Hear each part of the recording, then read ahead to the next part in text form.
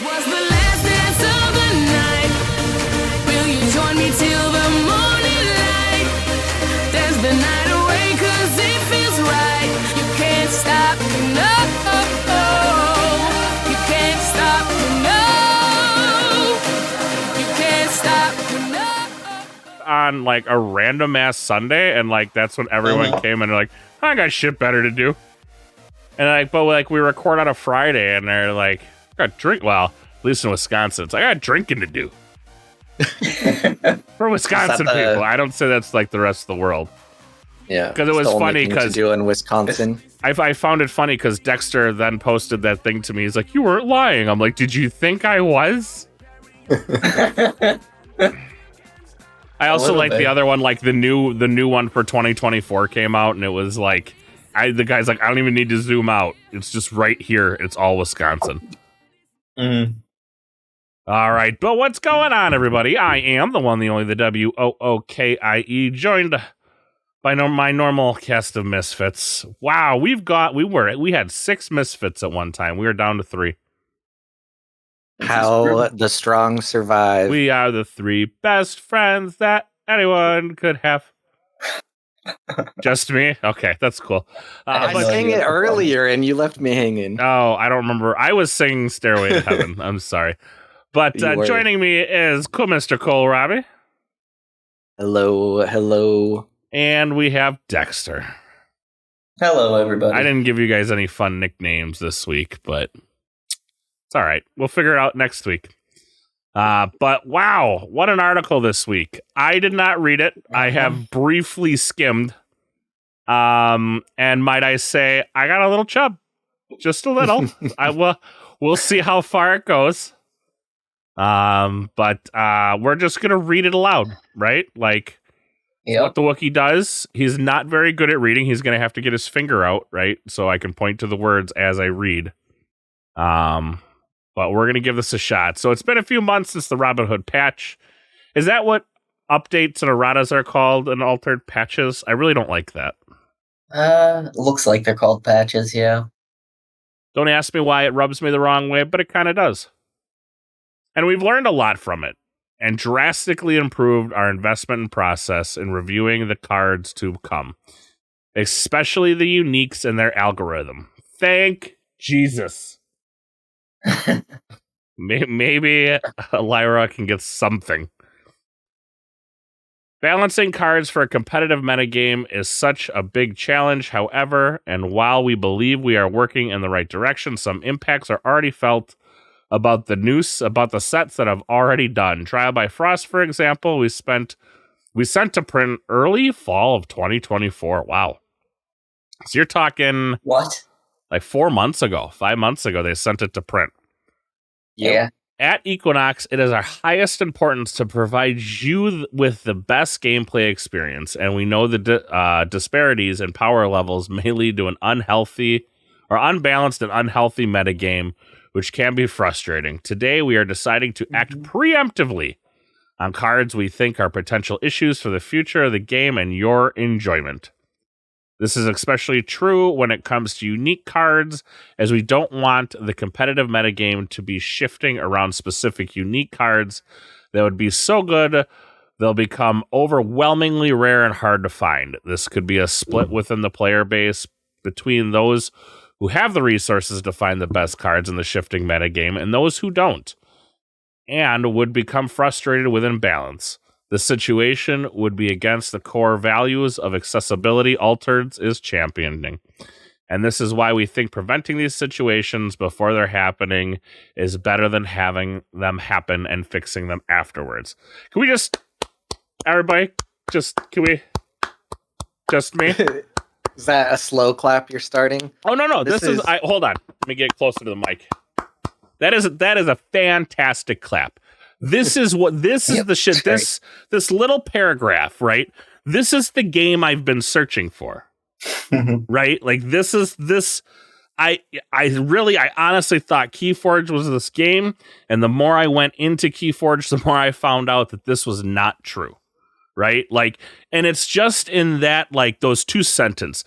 This can cause a split within the player base between those who have the resources to find the best cards for shifting metagames and those who don't, and will become frustrated with the imbalance. This situation would go against the core values of accessibility Altered is championing, right? So just that line where they're like, hey, we realize this could become a problem and lead to people going, you know what? I'm good, and leaving the game. Yeah, I feel like this part of the article is the part that nobody read. They just scrolled down to the changes. More than likely. Because forever and ever and ever, I have been, I'm 37 years old, right? I started playing card games. I started, I'm going to date myself, with the original Star Wars CCG from Decipher. And since that time, I have looked for a game, searched for a game, desperately in the CCG and TCG realm where player skill meant more than your pocketbook. And forever and ever and ever, they just did it. Card games have come, card games have gone. And it finally looks like somebody was like, hey, this is what we want and what we're championing. And this is where we want player skill to be better than the pocketbook. You can't just buy your way into victories. Because nothing pisses me off more than somebody who just buys their wins. And Dexter, you and I had to talk about this not too long ago, where we talked about uniques, where it very much felt like Altered was shifting into, if you have it, you have it. If you don't, you don't. Yep. If you have the expensive uniques, you're on top of the world. If you don't, you're on the bottom of the shit pile. Yeah, when we get into the later cards that they break down, you'll see that that's kind of exactly what they're targeting. And it's 100%. And I just gotta say this, fucking bravo. Bravo. Thank you. Yeah. They're definitely cards that people spent close to $1,000 to just get one card. So Yeah. And saying that, I number one, I say bravo. And just so you know, you're getting my live reactions on these. The other two have read this article already. I was a bad content creator. That's why we're only number 69 in the content creators for Altered. And I didn't get an opportunity to read this article, and it kind of just fell into our laps. So we are reading this. I am live reading it. I'm 3 paragraphs in, and I'm already loving it. I'm ready to quit that other shit game I play. just kidding. We are always looking for ways to improve how we engage with our community and keep the game feeling fresh. Inspired by digital games, we're implementing specific momentum to create structured updates and more cohesive experience. Here's why. Community milestones and predictable updates. By scheduling larger, cohesive patches into season cycles, we can improve planning and communication. It gives players clarity on when to expect significant changes and minimizing surprising adjustments. I think I'm crying. I'm tearing up right now. Yeah, and isn't this every card gamer's wet dream? So I'll be the person that read way too much of the Discord and spent way too much time conversating with all sorts of different people about their love of this or hate of this. And this is the one area where my opinion is they have no way to win. And I also think this is another part of the article that a lot of people didn't read, because a huge complaint is people either feel it was too soon or too late, and they wish they would have had more of a notice. But if you read that right there, that says that's exactly what they're working towards. And obviously the game is not even 6 months old yet. But so this is oh my God, this is every other card game that I've ever played. Communication and decision making is like the one thing that every card game has in common, where the creator doesn't communicate enough and makes a decision that pisses off the community, whether it's good or bad. Right? Like, I mean, We joke on Archons Corner about GG. Like, they released like 3 articles in a month, and we're like, they filled their quota for the year. Like, they don't got to release no more. You know, this is like saying, hey, we're going to have these cycles so you can plan for them. So in the future, maybe you don't spend a bucket of money on that card until like a month later, just to wait and see. Yep. What a novel concept. Because let's be honest, you spending a bucket of money on the secondary market does them zero good. As far as I see. I've always understood a strong secondary market makes a strong game. But there's nothing like spending a bucket of money into something just to find out that it's no longer a thing. Right, Mana Crypt Commander players? All right. Better planification and efficiency. I didn't realize planification was a word. By introducing structured milestones, season patches enable our design team to better align their workflow, plan new features, and ensure polished, cohesive updates. This planning cycle allows us to maintain consistency in development while adapting to player feedback between patches. Flexibility for emergencies. While season patches are the focus, we remain prepared for emergency patches with critical balance or technical issues when they arise. The season structure merely helps reduce unnecessary complications while ensuring smoother operations. We're therefore implementing the following milestones. Both at the start of the season, just before the release of a new set, and towards the middle of the season, approximately 2 months after release of the set. A patch dedicated to updating the game if necessary. A State of the Game AMA, Ask Me Anything, hosted on our YouTube. I almost said your YouTube. Be like, yeah, come on in. Channel with our game designers. This is an opportunity for the community to learn more about the team's vision of the game, share your own perspectives, and engage in a meaningful discussion.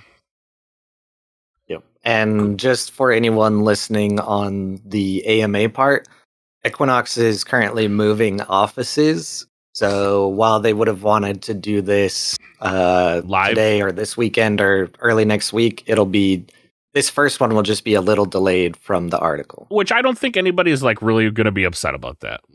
There's probably going to be a few grumpy old turds out there who are like, they said they were going to do consistency.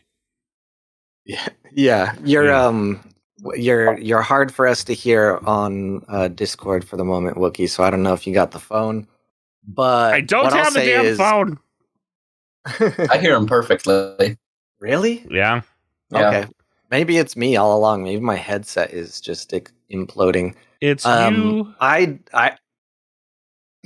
What? No, I was gonna sing you the Taylor Swift song. It's me. I own the problem. It's me. The problem. Yeah. So I will also say I didn't read like this part thoroughly because once I saw what was going on in this article, I was like, okay, this is obviously the podcast topic. But I would say to anyone who just skipped straight to the suspensions and patches and things like that, I really think this part right here, if you actually read it, satisfies some of the complaints I saw a lot of in the Discord. Listen, if you guys don't want to read it, just join us. I'll read it to you. Yep. Get yourself a little blankie, a little Snuggie, and some popcorn. I'll read it to you. Story time with Wookie. All right, making the right calls between erratas, suspensions, and bans. TCGs are intricate games with hundreds of different game pieces interacting with each other. Because of this, some cards will eventually end up stronger than we thought, dominating the metagame and requiring us to step in. The most common solution is to ban cards. While banning is never a great experience for players, it is an effective way to remove a problematic card from the game. In this dilemma, we know that some players will be happy to see the oppressive card go, while others will be sad to lose their favorite card or combo. Some players will remain with unusable cards, and some cool designs will be forgotten or remembered as this cool card that was way too good. The game design team is also very attached to each of its designs, and seeing a card go is always something we regret. We feel like we could have nailed the design, and the banning it is a waste of what could have been a great design. As both physical and digital games, Altered can track player collections like a digital game. This lets us update cards through erratas and use POD technology to ensure the updated cards are available to players. As you've seen with Robin Hood, finding a great erratum for a card can be both a puzzle and an entire craft.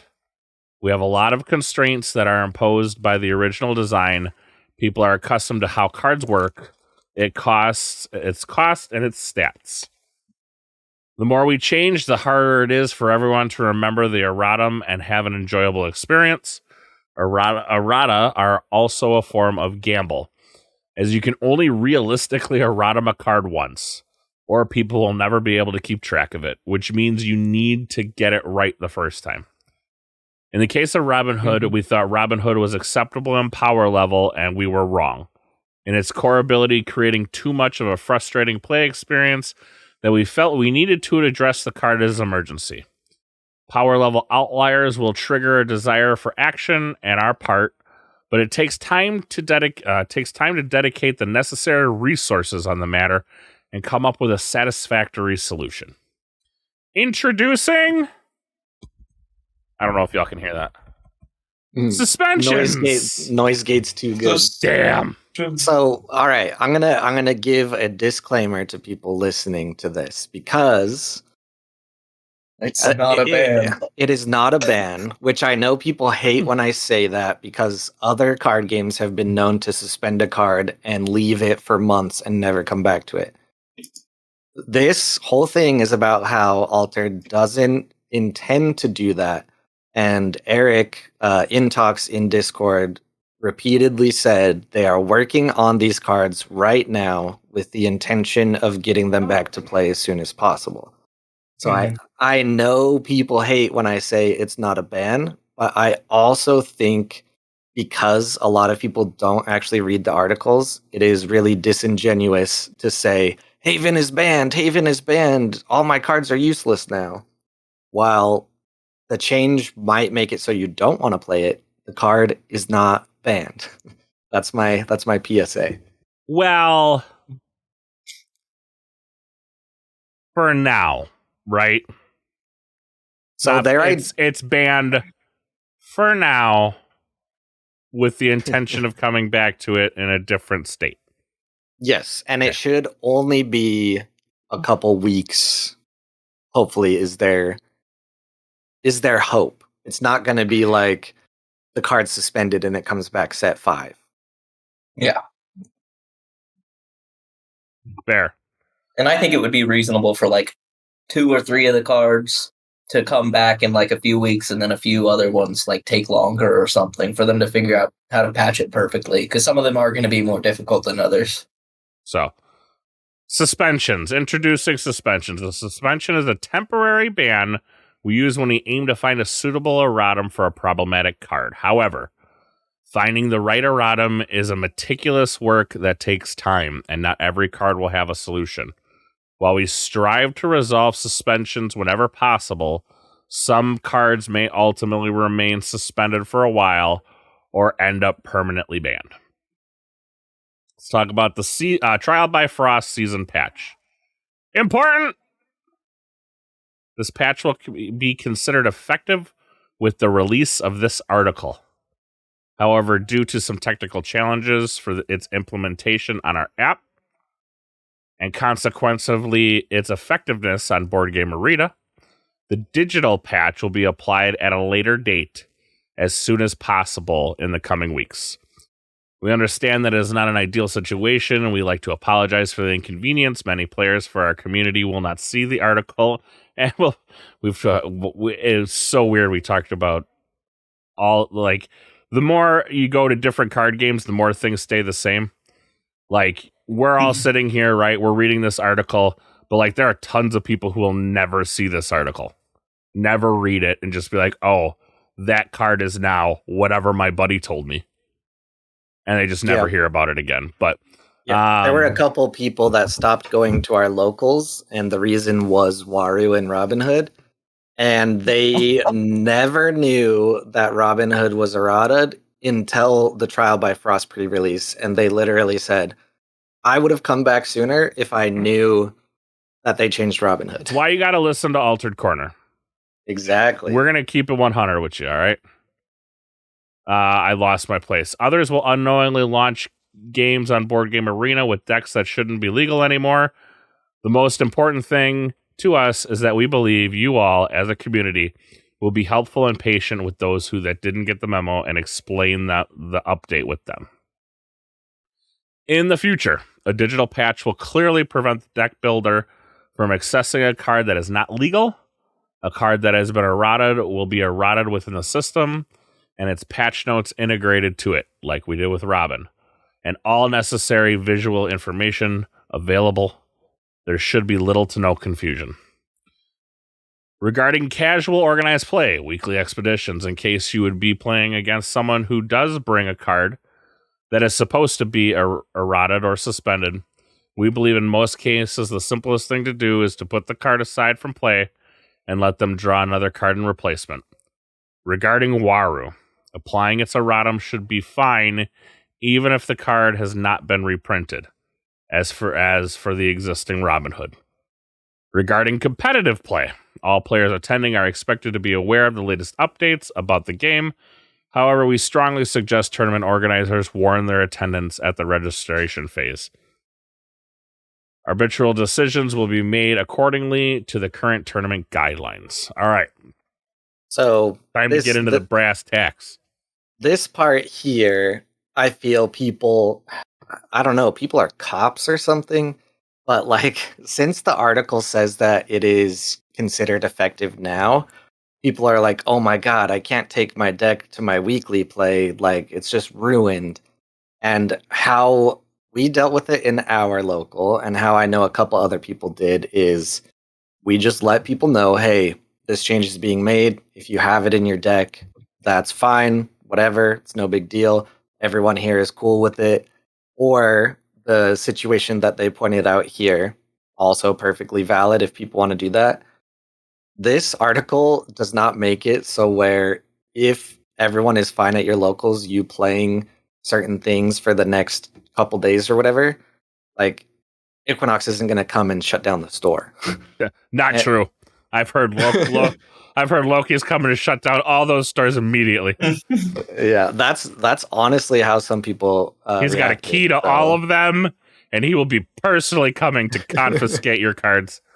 Yeah. How we dealt with Robin Hood at PAX, even though the errata was like a month ahead, we just printed out flyers that showed what the new Robin Hood was. So if anyone brought the card, it's like, hey, this is what it actually says. And it was easy, good to go.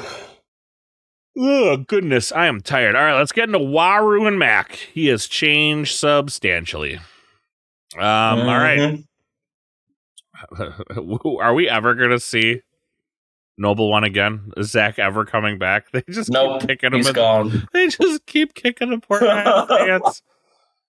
All right, Waru and Mac used to read at noon. If you control one or more bureaucrats, create a Ortis recruit 1/1 token soldier in target expedition.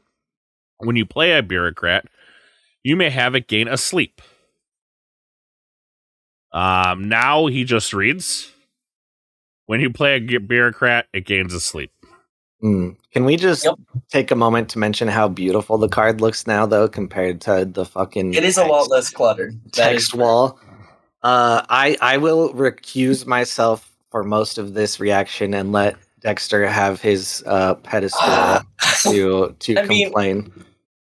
I honestly don't have that much to say anymore. Like, when I first saw this, I was extremely pissed, and for like a good 30 seconds there, I was like, I'm quitting this game. How could they kill my favorite hero like this? But like, honestly, it's fine. I can move on, move to different heroes.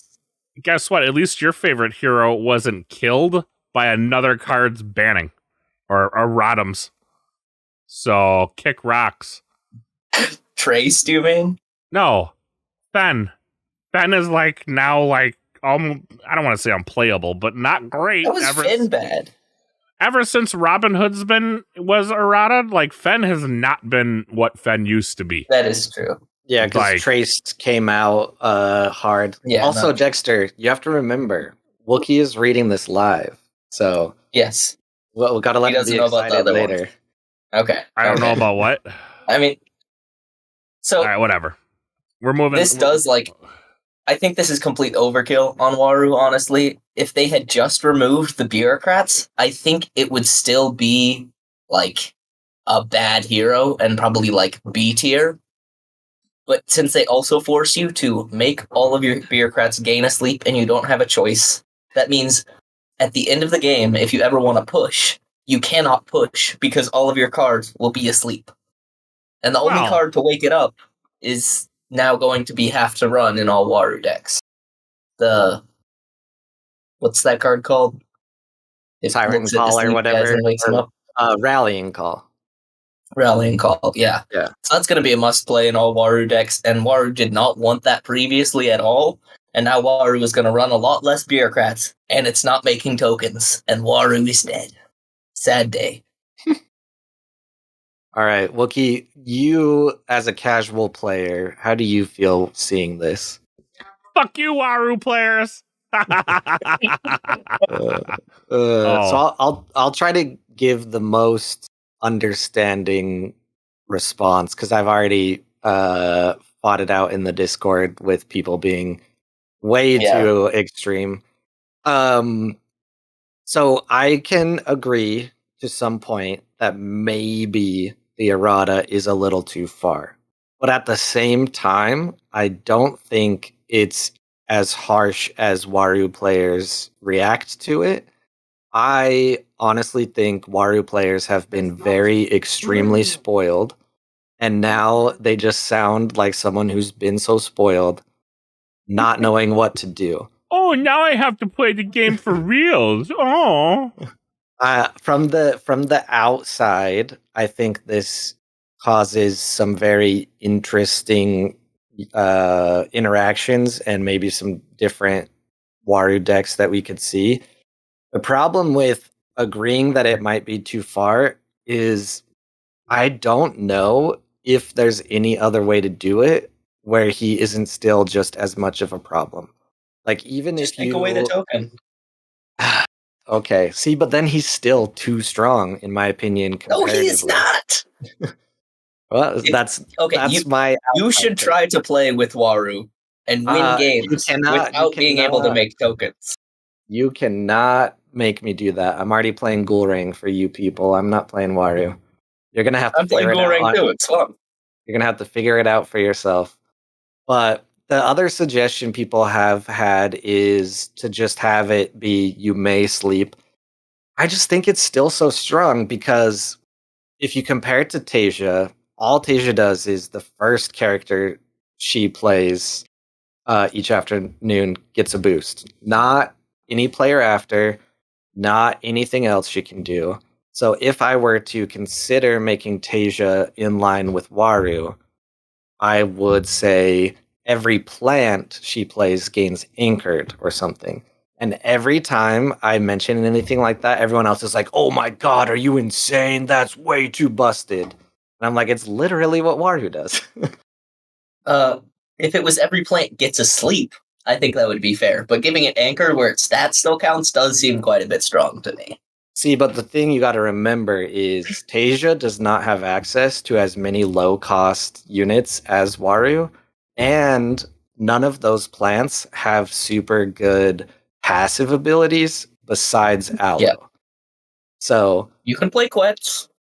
At the same time, though, I'll accept the sleep. I'll fucking rock it. So I'm down. I'm happy about it. I mean, yeah, I've seen enough Waru, for at least one of my lifetimes. I just move on. I mean, yeah, I had the conversation earlier today with someone in the Discord talking about how they've spent so much money and they're upset and all this and that because of Wario and everything, and I'm always trying to come from an angle of what's the best for the most people. But unfortunately, some people are, I mean, humans in general are often very selfish. And if it's not something that benefits them directly, they don't want it to happen.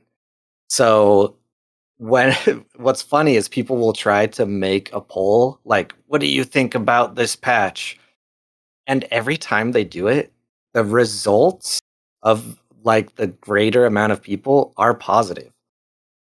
And then the person who made the poll looks like a fool because they were doing the poll to think that it was going to back up their idea.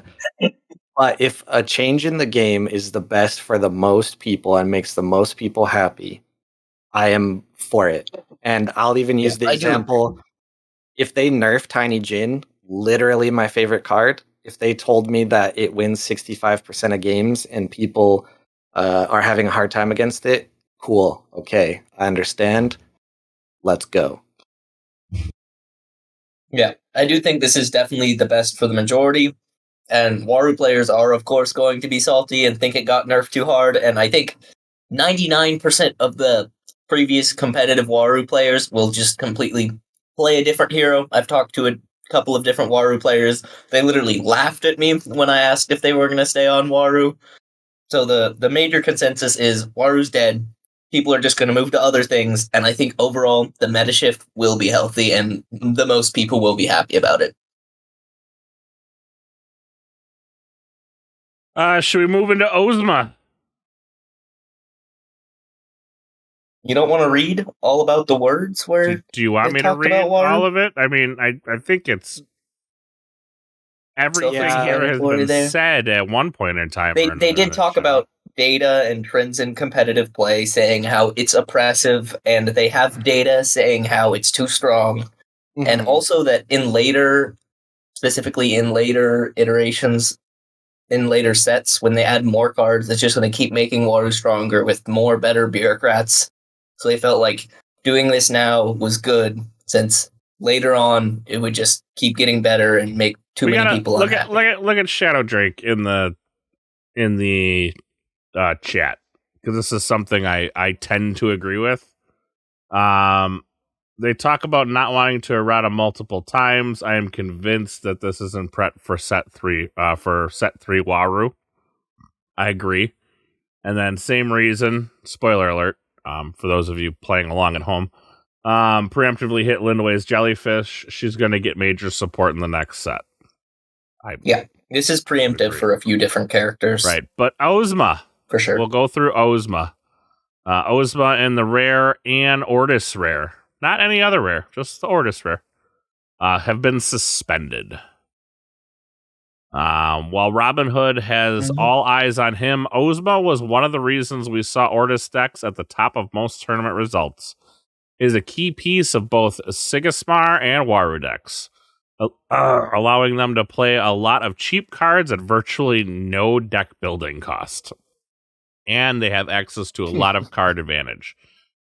Boy, at least they're starting to look at that, because like some factions have no ways of, like, they're card starved, and some factions just draw their entire deck. At the common, the highest win rate on BGA is 59%. That's crazy. It seems way too good and deserves a suspension. Finding a proper erratum for Ozma isn't easy, and as its identity revolves around drawing a card, and part of its problem is its mana cost of 2. Unfortunately, once it gets up to 3, Ozma becomes incredibly similar to Baba Yaga, and we do not want them both to share the same design space. While we haven't found a satisfactory erratum yet, we are continuing to test and explore possible solutions. For now, we've decided to suspend both the common and Ortis rare version of Ozma. Suspending only the common would likely lead players to use the rare version, which wouldn't address the underlying issue. Similarly, errataing the comma to something that looks completely different from the rare could cause confusion, making it hard for players to understand the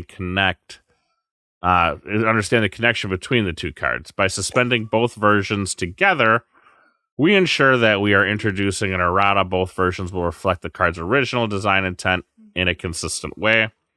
The Bravos version of Ozma, however, aligns more closely with the original vision for the card. Its card draw requires more build-up, which better matches the strategic choices we wanted to encourage. I think this one was the only one that kind of surprised me. But then if you read through this, you're like, oh, yeah, that makes total sense. And I think the only reason it's a surprise is because it's a very, like, passive thing that gives a big benefit. Like, it's not something that's just actively crushing you, but it is giving them card draw very easily, which, as it states, is the single common with the highest win rate on BGA. So, yeah, that makes sense. I've seen people suggest just changing it to if you control 3 or more other non-token characters, draw a card, which is probably not a bad bet to see. I was just the going to change. ask that because it's like, well, all right, this makes sense because of the amount of tokens that they create. If we don't include token characters, what change does that make?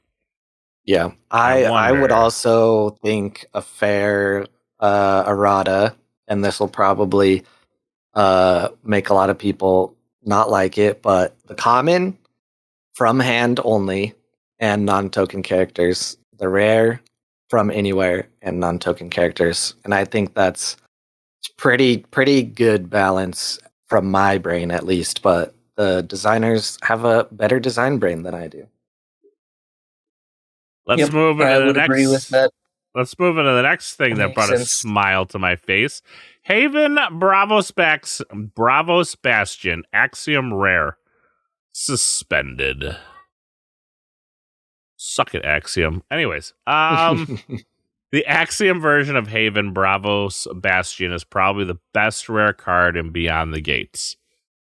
It's been played a lot in Traced and Subash decks, and even in some Sierra decks, since it's been revealed and to great success. While it is an astonishing 63% win rate when you draw the card, it shows up it shows a 49% when you don't, which leads to the feeling of randomness when playing against Haven decks. If your opponent has it, you may just lose 14% win rate, which can feel bad, especially if it shows up in the early days of the game. I believe we've talked about this, like with Haven, how it's like, if you get it, you win. If you don't, you lose. The combination of low cost, resupply, adding it, and long-term advantage in the game, all of those in a faction with an abundance of one-cost cards from the reserve make it a little too much for the Axiom Rare Bastion. Haven Bravos Bastion is a very powerful strategic card, which means its power level may only grow over time. This means errataing it is a challenging task because we need to find the proper power level that won't become too good after a few sets. Simply removing the resupply ability on the card might prove still too good eventually, and we want to be certain of the actions we take. In addition, upping its mana cost to the 3 may buff the card in the Sierra decks, resulting in extensive testing for us on various versions of the card. While the Bravos version also has these elements, it doesn't prove to be an issue because it isn't featured in a faction with cards cheaper from the reserve and a lot of resupply. Its data doesn't show any warning on our side, and feedback from players doesn't indicate that we should take action on it anytime soon. For now, we haven't found a satisfying erratum, and we'll keep investigating/testing various solutions. As a result, we've decided to suspend the Axiom Rare Haven Bravos Bastion. Yeah, this one is one I will say I honestly have no clue how to better balance this. I think removing the resupply doesn't really do enough, and as they've mentioned, you can't really just up the mana cost. Sierra is already getting kind of scary in Trial by Frost, which would just make her even scarier. And yeah, it's just way too cheap for way too much, and it's tough. I'm sure lots of people have lots of ideas on what they think would be better, but I wouldn't be surprised if the errata on this comes out and is something almost nobody thought about, because that's kind of how Robin Hood turned out. Is what the game designers came up with was not what the common public came up with themselves. Yeah, I mean, I definitely think this needed to be suspended. The whole roulette thing. If you draw it, it's great. If you don't draw it, you lose. I think a possible errata could be like 2 from hand, 3 from reserve, so you don't get the Sierra to be better, but it does cost more if it goes into the reserve. No resupply. And then I saw someone else put a suggestion somewhere of like a maximum amount of boosts that you can get is like 5. So when you play it, you put 5 counters on it, and then whenever you play a card from reserve, it gets a boost and you take a counter off. So the maximum amount of like bonus stats you can get from it is about 3. Is that forever? Like you get 5, and that's once it's out of counters, it's dead. Yep, it's done. Yep. Okay. Yeah, so that person actually posted in our Discord as well. The suggestion people are bringing up. So it was actually Anthony, or on BGA, it's Yo. And Yo is actually a very good player. So they kind of put together a suggestion in line with that. One of the things I just thought about is they could change it to a gear. Keep it the exact same. Oh, and then once you only get it for that's actually not a terrible idea. Yeah. Because once you move forward, then it goes, but I think you would still have to do what Dexter's saying and put it, because it would go into or do you give it fleeting then? No, Or do you as just Shadow up Jake its mentioned, cost? there is Arcolano milk, but the milk gives everything that enters fleeting, right? This would not give anything fleeting, and it would have the resupply. So I think you also have to up the resupply cost. I'm sorry, not the resupply cost, the from reserve cost. Yeah, so I think it would still be easily the strongest gear, but it would still not be as strong as it is now. Is Doombringer calling me out here? I like how you said I just had an idea and came up with the same thought at the same time. What? What are you talking about? Stealing people's ideas. Whose idea did I think he's talking about me. I stole the other person's idea. I was bad at words. I took the idea from him. Okay. I recognize that. It was not my idea. Shout out to Yo.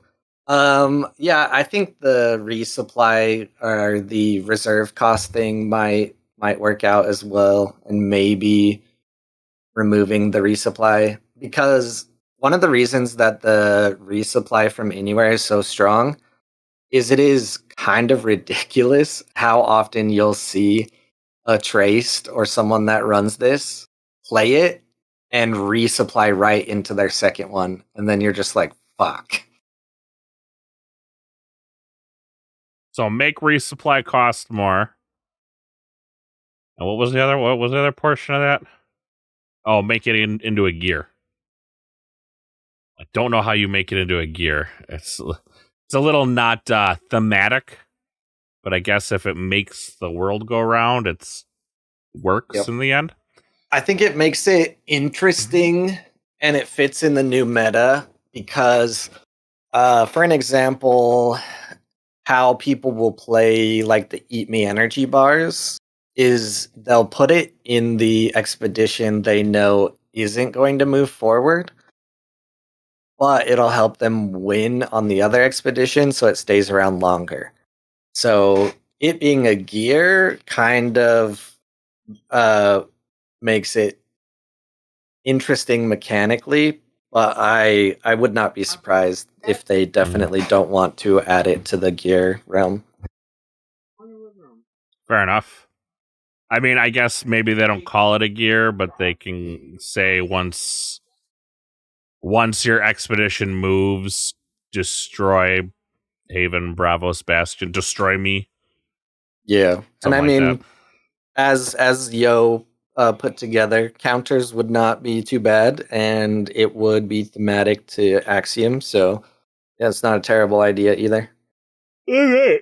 Oh, still tired. Unique cards. Unique cards are designed to be an unexpected surprise to players, but sometimes they can also create unexpected issues to the game designers. As we work on new sets, we're consistently refining a unique card generation algorithm, and we expect the need for balance changes to decrease over time. We love uniques as part of Altered's gameplay, but we don't want the game to be dominated by them, like it is right now. Right now, some powerful outliers may give that impression. In some cases, the solutions will be to suspend a specific type of effect that appears across many unique cards, while in others it will involve suspending certain versions from specific families. The following unique cards, which emerged during Beyond the Gates, were fine within the metagame. However, we realized that they could become problematic in Trials by Frost, and we want to address these issues before they arise. So first up, we got the Moonlight Jellyfish. All uniques, all factions, suspended. Yeah. So this one is really awesome because people, of course, are upset about a bunch of these because they're uniques and they don't want to not play with their uniques. And then a few other people will complain that they just spent $800 on a unique and they can't play it. But the best reaction I saw is someone recently got the Moonlight Jellyfish tattooed on them. And they're like, no, I just got the jellyfish tattooed and now I can't play with it. Now you're suspended. But they That's were actually so sad. Yeah, they were actually the least upset person ever. They were like obviously joking. The tattoo's fucking cool. But the thing with uniques that people it's a hard thing to understand because people sought them out and bought them because of the fact that they are basically busted. These jellyfish, a lot of people don't know, but it was I think it was the first Ludo Trotter. Is that still up on 39 cards? Probably. While I look for this, I also want to say super awesome website design for this article. If you click on the Haven Bravos Bastion, you can access the details of the cards right from the article. Oh, that is nice. So that was very nice. What is it? Skycrier? No, those are Spindle Harvesters. Anyways, there was someone who got these jellyfish, and in a 1,000-person tournament, they were in the top 10, and it was causing a ton of problems because they are infinite. So these jellyfish are the reason the 100 action cap was put into the rules. So knowing all of that, I don't understand how people couldn't see that it was going to get hit with a change. Something was going to get hit, yeah. The Moonlight Jellyfish, with their ability to lose fleeting when sacrificed, can lead to strange interactions when players can loop two of them together, generating a massive advantage with minimal cost. For example, a player can loop them for just 1 mana each time, while simultaneously boosting a Maw for 2 every time. Even without the loop, these jellyfish have proven to be powerful enough that we felt action was necessary. The issue becomes even more problematic when we consider that some jellyfish can return themselves to hand due to the complex effects, adding layers of interaction that we can't always anticipate. These kinds of rules interactions, while fascinating, introduce a level of complexity that's not ideal for the maintaining balance and clarity in the game. While we initially tried to pinpoint and suspend only the specific jellyfish causing the issue, we realized that the problem runs deeper and involves interactions that are difficult to address in isolation. If we only suspend certain versions, players will likely find the broken jellyfish we've missed, exploiting them. And then we had to suspend those as well, creating a cycle that we don't want to continue. To avoid this, we've decided to suspend all moonlight jellyfish. We have not yet found a satisfying erratum for the jellyfish. We are continuing to test and explore potential solutions. For now, suspending all of them is the most straightforward way to address the issue. I don't know why they did it for Axiom, too. I haven't seen any Axiom dudes that could really benefit from infinite jellyfish, because there's nothing to boost. Right? I don't know. I couldn't answer specifically on that, besides maybe it's just a text issue like Robinhood. A lot of people forget that another major reason that Robinhood was errata is because the text that existed. So maybe it's because of that, and they're just going to, when they do the change, it's going to affect ones. Maybe they word it a little different, and not necessarily the fact that they were as crazy as the Ysmir ones. Well, there goes my whole idea. I was going to build my deck there. Thanks for that. Anyways, Foundry Armor. All uniques, Bravos only. So some of the Bravos unique Foundry armors featured the ability of generating a brass bug whenever you gained a boost. The community quickly identified these uniques as some of the most powerful things Bravos could do in Beyond the Gates. Unfortunately, the Trial by Frost coming out, these cards may get out of control, generating an infinite number of brass bugs very easily with the print of boost generators like oh my goodness, I hate this card. Arcalano Milk. Thank you. Everyone can now make fun of me. Go ahead. Make fun of me. Not a soul, huh? Wow. Okay. No, I'm just gonna continue then. And Bravos Rare Yeti. As a rule of thumb, we like that combos can exist in Altered, but we want them to require some setup. And assemble a common and unique card doesn't feel difficult enough. Unlike the Moonlight Jellyfish, we are able to identify specifically the uniques we would need to target for the erratum. But due to the aforementioned wait for digital patch, we have chosen to simply simplify the understanding of the decision in the meantime. Therefore, Bravos Foundry Armor uniques are suspended for now. Without the Bravos cards that enable those easy boost setups, Axiom unique Foundry Armorers do not currently cause an issue and remain playable. I just realized the one they put here was French. I saw that pretty quickly. Yeah. This is just another one that people found a way to make it so they were creating 100 brass bugs. And yes, it's too strong, and that should be a good enough reason. But also, you're breaking things. Like, you could probably break BGA. You're ruining a tournament. Like, all sorts of stuff. Like I told everyone on Archons Corner earlier, you can concede at any time. Just say. Well, on BGA, you have to be over 50%. But yeah. Oh, well. Maybe not on BGA. Yeah, you can't concede at any time, Wookie. You just leave. Doesn't let you. You can just in leave tournaments, you're never allowed to concede. It's awful. That's not true. All right, so let's go into Garrick, Revered Duelist. All uniques, all factions suspended. Very quickly spotted by you, our community, this Trial by Frost entry comes with his own issues. Up to the point where some of them even infinitely combo with themselves.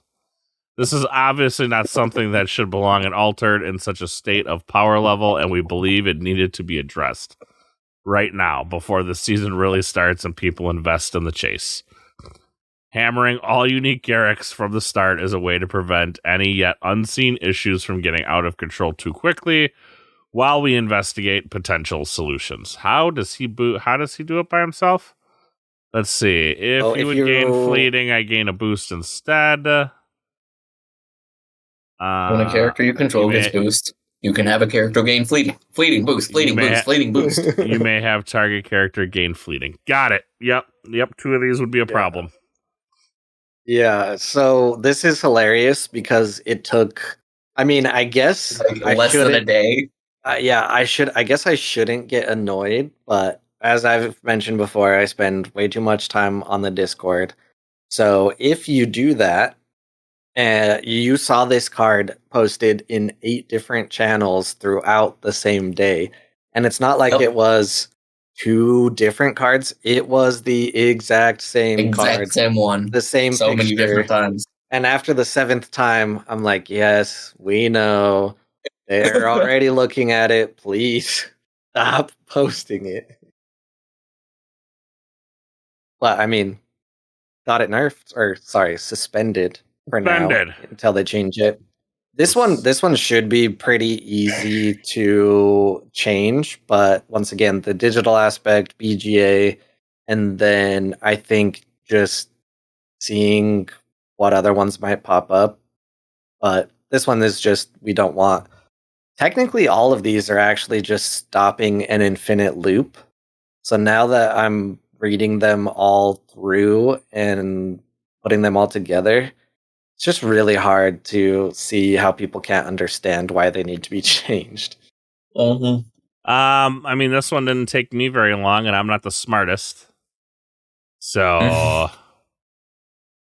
I mean, isn't it easy enough to just add other? Well, I guess you could just target, if you have 2 of them, you can just take it. As if you have 2 of them, yeah. They can target each other. Target character not named Garrick does that. That could probably work, but I don't know. That would be a weird thing that we haven't seen put on cards yet. Self-referential text. Yep. Yeah, that could be a little strange. All right. Player compensation, as stated in the article addressing the erratum of Robin Hood. We are still working on the compensation system and will update the community as soon as possible about it. Any solutions we come to will, of course, be retroactive. Our number one goal remains for us to develop the game you want to play by implementing these changes and suggesting regular updates where you, the players, can communicate about the state of the game and what you'd like to see. We hope to foster a space where you can feel part of the adventure, and as always, your feedback helps us grow. I would like more lore about Match Girl, please. So you were talking about articles earlier and Keyforge. Does Keyforge do like 3 total articles in a month, or do they only do like 3 update articles? You're cute. It is very, very, very. It's sporadic. Yeah, Okay, it's very so random. That's really the only way I can say it. We have our big events in Keyforge are vault tours, right? We all fly out to these places and we get ready for vaults, and then by placing high in vaults, you're able to then get your ticket to the World Championships, where you're then able to play. There is a format in Keyforge called Alliance, where because typically you're not allowed to change your decks. Like, you buy your deck and that's your deck. You can't change it. There is a format that allows you to take decks apart and build one deck. And there is a super deck. Yeah, there's a banned and restricted list, right? So you're not allowed to have this card with this card and this card with this card, because it creates absolute and utter. It has the ability to create absolute and utter chaos.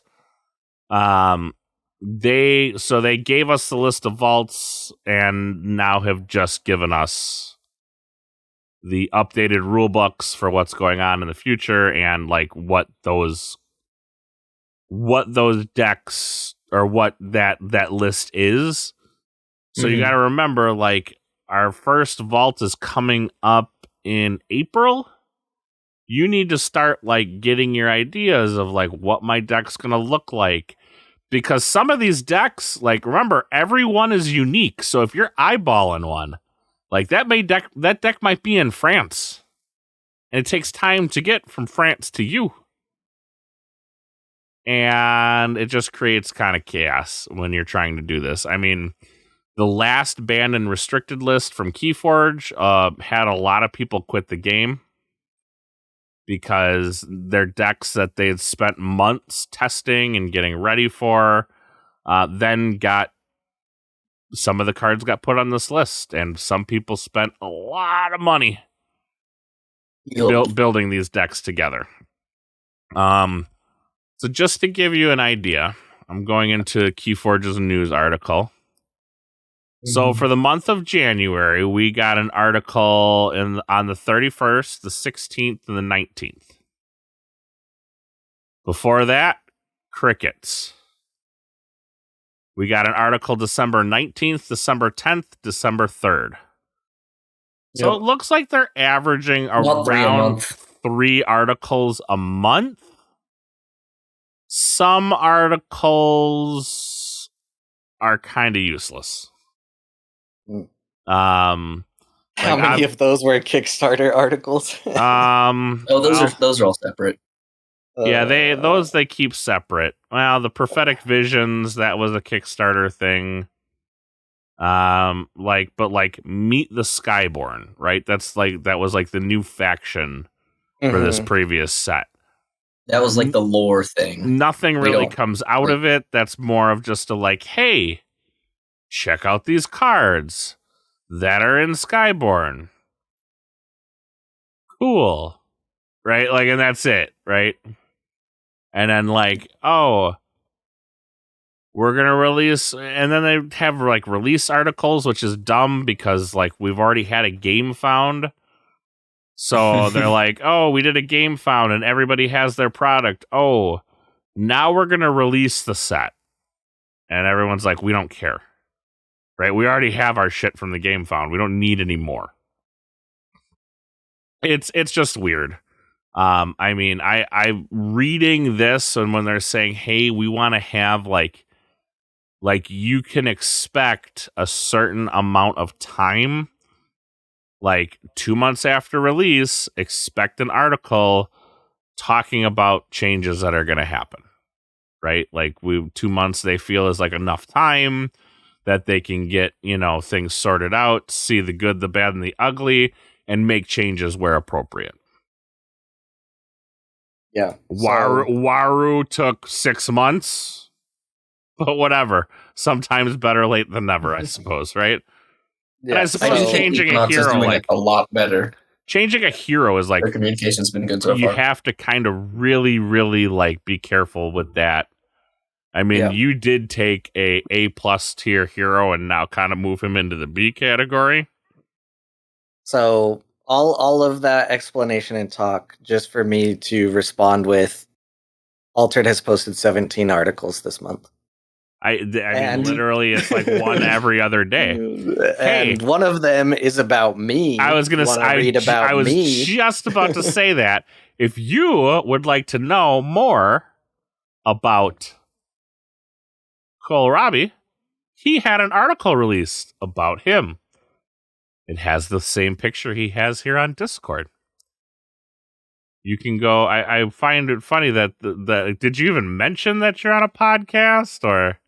No, I'm not really a self-promoter type person. Come on, man. If you're not going to pimp you, who is? The people. I'm the same way. I'm not good at pimping myself. Yeah. I think I did kind of mention, but just loosely. A little bit.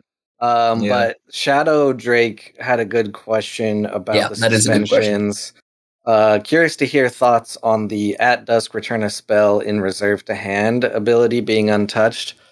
So my quick reaction is I don't think it caused as many problems as these brass bug and jellyfish uniques, or at least not at the high level that these did. Yeah, and then I don't think we've seen it yet. Yeah, I don't think there's enough of them out there yet. I think there's a little bit of variety, which also might make it really hard to fix the variety in them.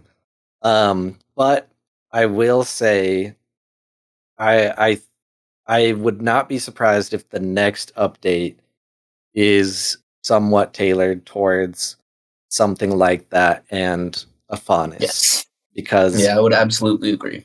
now that I think Waru is changed, I wholeheartedly think Afanis has the best hero ability in the whole game. yeah, so I think the non-unique changes were a little bit preemptive, and then the unique changes were pretty much like if there's an infinite combo, we're gonna suspend that for now, and then try to make it so it's not infinite. And since the spindles aren't infinite, and that they haven't caused too many problems at the high level competitive play yet, they haven't taken that away. But I think in later patches we will either see something to Afanis's hero ability or a suspension of the Spindle Harvester uniques, or I don't know, some other. Can we make some of these shit heroes better?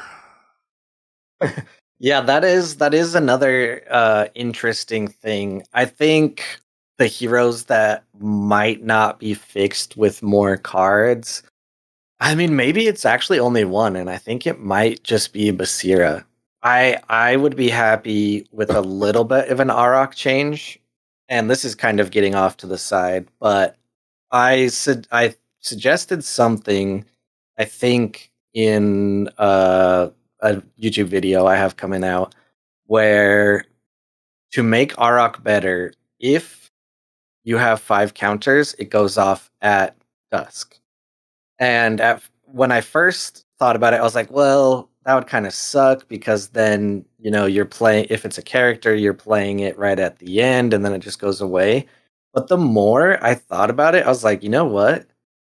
That would actually be really cool. And it's still highly risky, but it's way better than doing it at noon. So I don't know. I don't know if they'll ever get buffs, but I think Basira and Arok are probably one. Yeah, Saudi with the new set is actually looking pretty dangerous. I don't believe you, Cole. Elio in the Discord went undefeated, I'm pretty sure, on Thursday with his Saudi deck. He'll have a video coming out on it in the next couple weeks. It's just Okay. Amarok triggering turn 1. Yeah, that's strong. Yeah, getting card draw is good. Yeah, Arjun. Yeah, Arjun, I kind of just forgot. I'm sorry, my dear friend. I think it's Arjun. unlikely that we see heroes get buffs, and that later sets they'll just keep adding more stuff to help the other weaker heroes, and they will suspend or change stuff that are too good to help the meta stay healthy. Yep.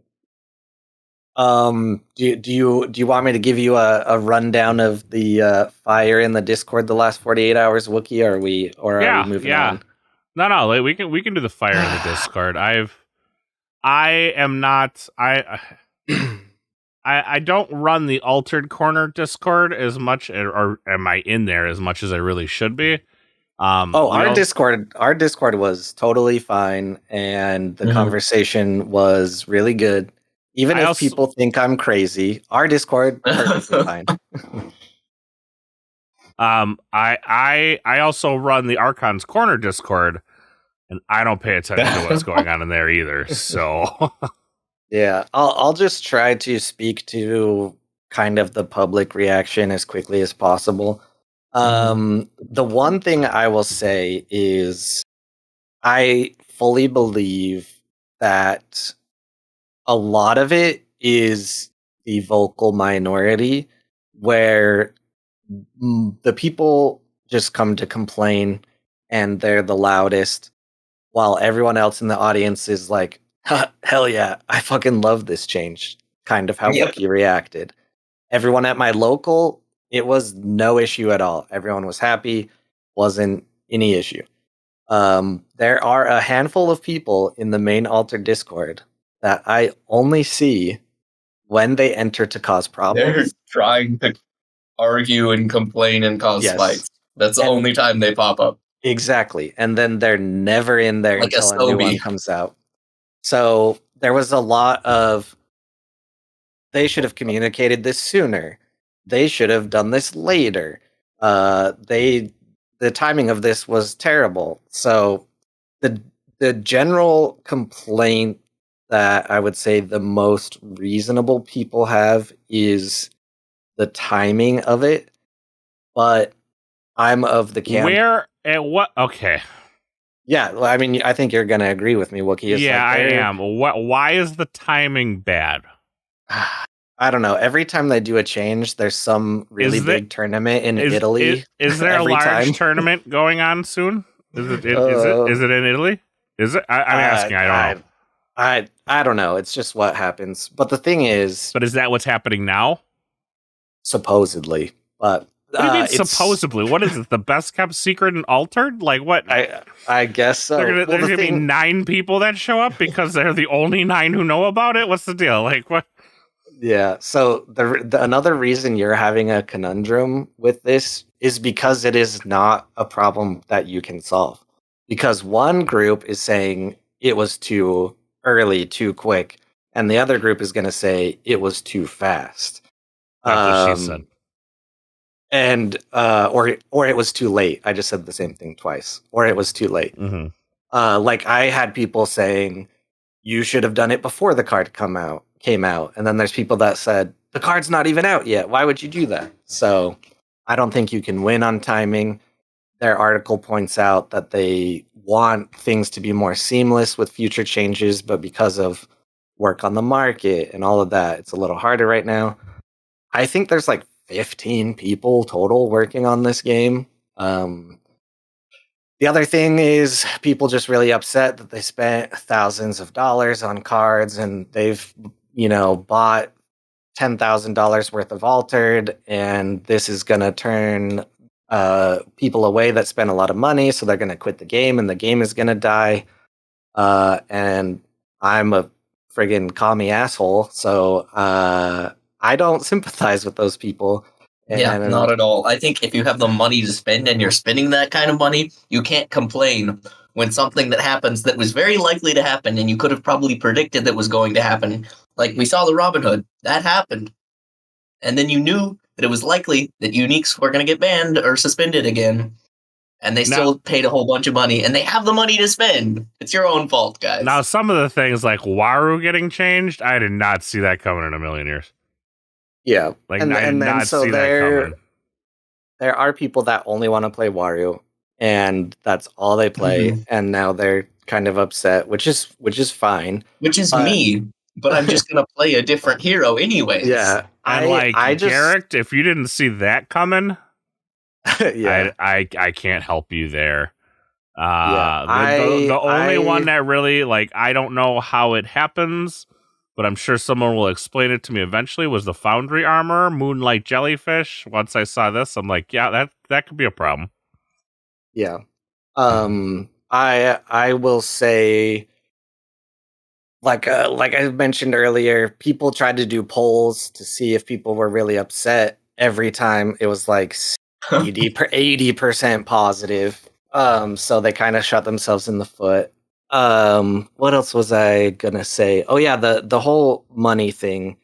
I kind of maybe got myself in trouble a little bit. There's like a organizer, like event type area of the Discord, and someone there was pretty upset. And the whole purpose of it is to grow the game in the United States, basically, and to work together and do that. And they wrote this huge long complaint, and they're kind of the person that talks about how much money they spent. And so I was like, if you're talking to me personally, I'm sorry, that's not going to win you my personal sympathy. Like, not talking for anyone else, I'm just telling you, don't go at that angle towards me. And then they said, I want this game to grow, so I sell my rares really cheap at 25 cents each so that more people can have the cards. And I responded, I sell my rares for $0.00. very often if I have extra so that people can play. And they got very pissed. And they kept doubling down about how they should not feel bad about spending their money and it's their hobby and their opinion. And I was like, I never said you can't have your opinion. That's fine. You just sound really smug when that's how you approach it. They did not like that. So if I disappear, it's because I made someone who's a quote whale really upset. I don't think anybody in the U.S. is keeping this company afloat by any means or stretch of the imagination. So just remember, like I tell my kids, you got to roll with the punches. You're allowed to have your feelings. This is gonna make me sound like an asshole. You're allowed to have your feelings, but your feelings don't matter. I'm always going to. But the world does not care about your feelings. Yeah, I'm definitely the person that's always going to care for the greater good. I'm not going to worry about what is best for me and me alone. And some people won't agree with that, which is fine. But I also don't like when people say things in such like definitive extremes, like this is going to kill the game. This is the end. This is the downfall. I'm just like, whoa, chill there. I'm perfectly happy, honestly, sitting here, so I'm still playing. Well, the biggest thing I think I talked. So there is a gentleman. He runs a game store called Yeti Games, and his name is Vince. He's a lawyer. He does a lot in the Pokemon community. And I remember when we were doing Keyforge, he was going to start doing the organized play for Keyforge. Really good guy, him and his wife. Had a long talk because he's been into a lot of different card games too, just like I have. And he's always said that the health of the game is the most important thing. And that if you can make it past set 3, you're in one of the best situations that a card game could ever be in. And it sounds like we're going to make it past set 3. So, I mean, that was not true about Star Wars at all. Set 3 was basically the death of it. Well, if you can make it past set 3. Okay. Right? You got to make it past set 3 and still be doing well. Is Star Wars Unlimited doing pretty shit right now? Is that the deal? For it is not doing as good as it should be. But that's, Asmodee, our favorite company, for the most part. But in regards to all of that and all of the fire in the main Discord, there was also a handful of people that came back the next day. No. I overreacted. Chaos. Sorry, hold on. No creative chaos. I don't think Vince is jumping in on Altered. I was just saying, I was giving some, what do you call that? Some wisdom that was passed to me along to everyone else. So calm down. I think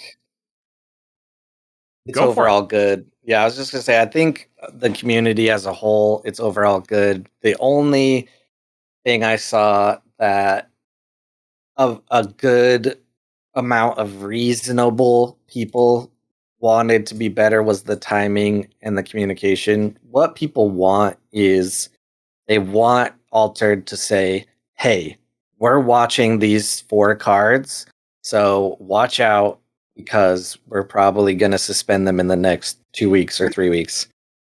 I think what people fail to realize is that just creates this cycle for those 3 weeks.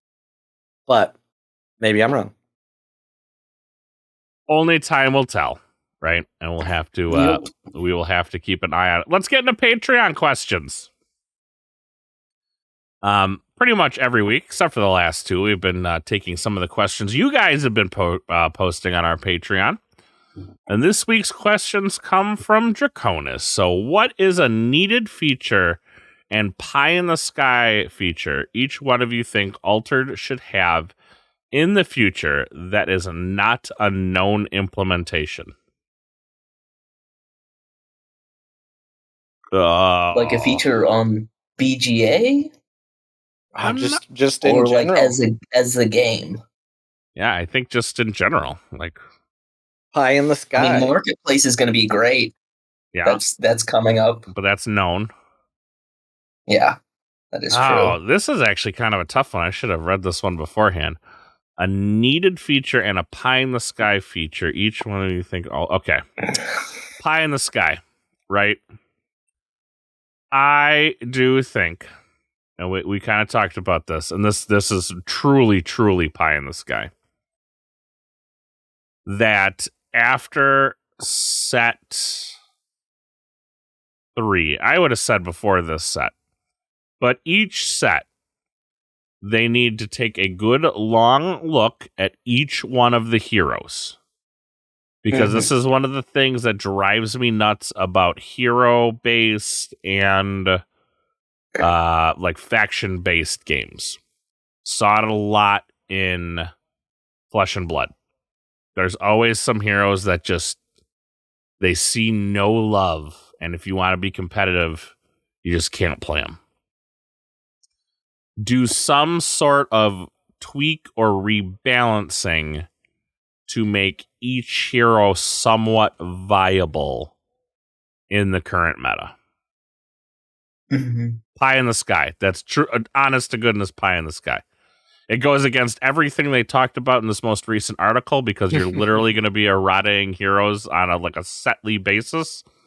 But pie in the sky, literally just balancing heroes so that each hero could possibly have its own build that is somewhat viable and competitive in the marketplace.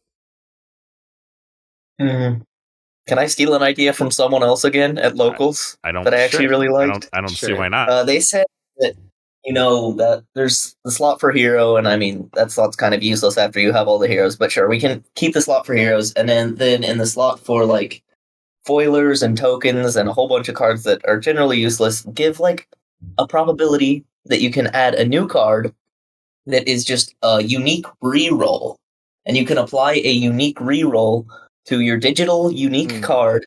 It destroys that card and creates a completely new unique that's the same card, same faction, but rerolls the stats, rerolls the abilities, rerolls the support abilities. So if you're not happy with the unique that you have, you can destroy its digital existence forever and just create a new one. Yeah. Someone mentioned that in the Discord the other day, and while I think it is a hilarious and awesome idea, I think there's one. It'd be difficult for implementation. I don't think the implementation is hard. I think legally it won't work. Oh, It is way more gambling than anything else, and how is opening packs not gambling already? Listen, I don't make the laws. I'm just telling you. There's a lot of countries where they would ban that in an instant. Yeah, I was gonna say, opening packs in a lot of countries is considered gambling to a degree, and that's why you typically don't hear Magic ever talk about the secondary market, and they really don't even acknowledge it. Like, they won't acknowledge a secondary market because if they acknowledge that the cards and the packs have money and that you're basically spending a little money at the chance to get a lot of money, it's just a slot machine for children. And so Magic doesn't even they won't even they're like, secondary market, these cards have value? Oh, we just make a game for kids. We don't know what you're talking about. PSA grading exists. Pokemon cards exist. They don't announce the secondary market exists either. What PSA grading? Never heard of her. We don't know what you're talking about. This is a real thing that exists. This is why they don't talk about it. Pokemon does a really good job at controlling their secondary market because a lot of the times when a card gets too pricey, you'll see them release it in a starter deck. Oh, And they okay. do, and the cards that are really, really pricey are always ones that, and they do a good job again of it, because like they'll release like those alt art foils and whatnot. Like there'll be a common version that you're able to play with, but it's Yeah. different. Therefore, it's like special, right? Pokemon. I've said this time and time again, is like the best at controlling their secondary market prices. Okay. Like I remember, I'm trying to remember when, was it Dialga, was it Algia and Palkia was like a very meta staple card, and like it was getting to reach that kind of ridiculous dollar amount. They made World Championships decks, and you got 3 of them in a starter deck for like $20. And like, so they brought that card's cost way down. Yep. Now the special alt art stained glass version still holds lots of its value. But like, But you can play with the same card. but you were able to play with that card in legal tournaments. You know, like I think like an S tier, like a high end competitive Pokemon deck still to this day $200 is about $200 and under. So my answers. So there's already going to be tournament software. It's supposed to be built into the website. I promise you, it's not gonna come out when you want it, because if you are in tune with other TCG tournaments right now, Melee is the new software that a lot are using. everyone is using. Are a ton of complaints about Melee. And I will say, from personal experience, judging the Dallas PQ, it deleted an entire round of results for us. So, be patient. Tournament software is tricky and it's going to take time. But when it comes out, I would love to have statistics, because I love stats. I'm a stats guy. Other thing I would say is, I think it would be cool to have alternate costume or art heroes. Yeah. But I also understand that that is very costly, and the game's going to have to become pretty successful, because Altered pays specific artists to do the art, and that Art costs in this money. game already has to be pretty pricey. Yes. Because imagine the common has an art, and then the rare has an art, and then the unique has an art. You've got like 3 arts for every card almost. Yep. But I think anything else I would want has already been announced. I mean, I want a good judge program that doesn't try to sell a judge kit for $130 and it sells out in 10 minutes, but that'll come with time. So, all right, next question. If you were a character in Altered, who would you be? Like one that already exists in the game? Yeah. I'm Or can I make a guessing new one? I'm guessing already exists. So yeah, Draconis says in the game. He's also in the live audience. Shout out to the live audience. Appreciate you all. It's nice to have you here. Easy. Mine is Aloe. Super easy. You look at the card for Aloe. That dude is fucking chilling, sipping a beverage, and there's probably no greater picture of me. I am unbothered, just chilling, and I love my beverages. This is a hard question for me. I honestly really like Achilles.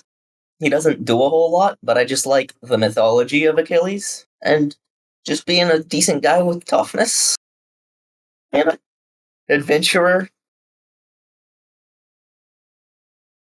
I am going to go with... like the mythology of it, like his lore.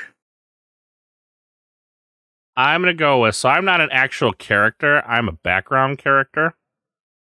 I'm the little snow demons. You're the snowman. Yeah. I'm the snowman demons. And Scotty. Yeah. Is there unique art for Scotty? I gotta find this. I'm sure there is. But, yeah, it may seem I do host all the shows, but I am definitely a background character. I love creating chaos, and I love to play your most hated deck, which is why in 2025 I will be building there's a lot more. a Ysmir lockout deck. Don't know how it's going to happen yet, but I'll find a way. There are 6 snow demons on the unique Scotty. Yep. And they're so cute. Oh, I guess I'm kind of cute too, so. So my wife tells me. So I'll run with it, but. Wonderful. Uh-huh. All right. I believe with that being said, I want to thank everybody in the audience again tonight. I want to thank my 2 lovely co-hosts for joining me for another week of Altered Corner. And before we leave, we're going to talk about events real quick. Oh, yeah. Yeah, go through it. Yeah, I totally forgot about events. Go for it. Yeah, no worries. This will be super quick. AWOL returns on Monday and Wednesday. So if this comes out on Tuesday, the European time will have kicked off on the Monday before. And if you're listening to this before Wednesday night, you'll be able to hop into AWOL. There will now be consistent streams on a AWOL dedicated Twitch channel. And you may or may not see me there from time to time. And then Keylon Guys bi-weekly is also this week on Tuesday. It usually ends 2 to 3 hours before Ace, but Ace is in our break period currently. And then I have word from Keylon Guy that something new and exciting will probably replace the bi-weekly. But him and Pandy Andy are cooking up something. Oh. So lots to look forward to on the event space, and always go to alteredcorner.com to see local events in Texas. And you can yell at me if I am missing any on that calendar. And we can always add them. Maybe. Who knows? But with that being said, we will see y'all next week.